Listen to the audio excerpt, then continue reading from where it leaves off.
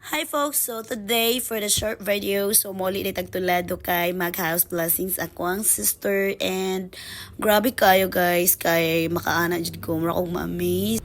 Every time parang hindi pa rin ako makapaniwala na talaga namang masasabi kong oh my god into reality. So sa una di ay guys, nala ko gamay i-share nga syempre based on my experience kay sa una is working student ko before until ni-graduate ko high school, then grabe kaayo sa una makasulod kog balay ngayon ani balay sa kong amo, then even if until right now kay domestic matpod ko sa una before sa ibang bansa, then makaana ko ba nga malipay kay ko makasulod ko mga inani nga balay, then kanang inana siya, pero wala ko magdahom isa po di ay sa ako ang pamilya is kanang maka inani ba makapundar o yun ani, and then although wala man tanangan doy no nga madato jud pero sa pag like as kuan ba kanang ganing comfortable ta matulog, di ba?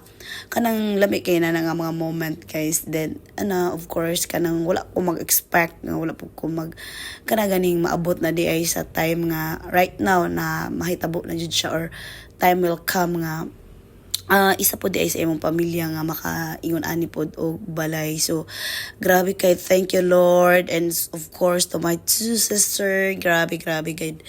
As in, we are very grateful nga makaigsoon patag-ingon ani no kana gani magunahon na jud sa tibok na tong pamilya. Then muna siya mapasalamaton kay Kopuli nga wala may kausaban ang tanan o mapadayon ang ato alang gihapong pagpaningkamot every single day kay mahitabo ra jud ang angay mahitabo.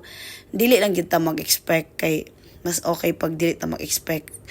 Then, mauna ni siya after. So, dito na din mi sa gawas. Napapicture na lang mini father. Then, hopefully puhon na pod kamo na pod ang mag-reveal puhon sa inyong success malipay. Kay kuha na guys, unsa man na itong mga achievement sa tuang kinabuhi kay og hopefully pohon pod kaning mga kabatan-unan nga bagong mga tubo unta maghatag po nig inspire sa uban nga puhon kamo na po'y mobawi sa inyong mga parents or sa tibok ninyong pamilya kay dili babag ang kapobre sa ato nga pagpaningkamot sa ato nga kinabuhi sa kalibutan, kay muana sila nga uban nga tumo kay pobre pero dili kana babag kay depende ra gyud na sa ato nga pagpaningkamot ug diskarte.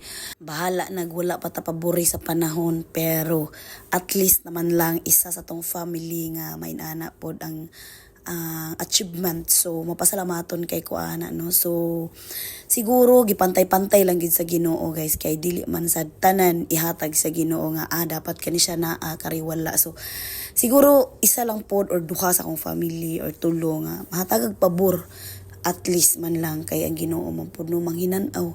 So dapat gipantay ra pod na niya no nga mao na inana siya. So mao na very grateful kay ko nga nakaigsuon pod ta nga magkasinabot inana ba kay naman uban nga dili magkasinabot no. So dili na ako ikuan kay syempre like pod.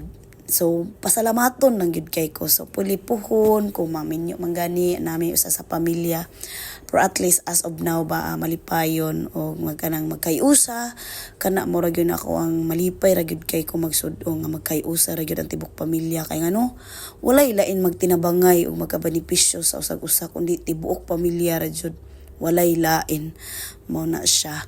So salamat kaayo og thank you for watching. Then enjoy na mi there guys after sa among eating. Then mo na siya among for today's video, for today's house blessing. Thank you so much for watching everyone. Bye bye guys, thank you so much.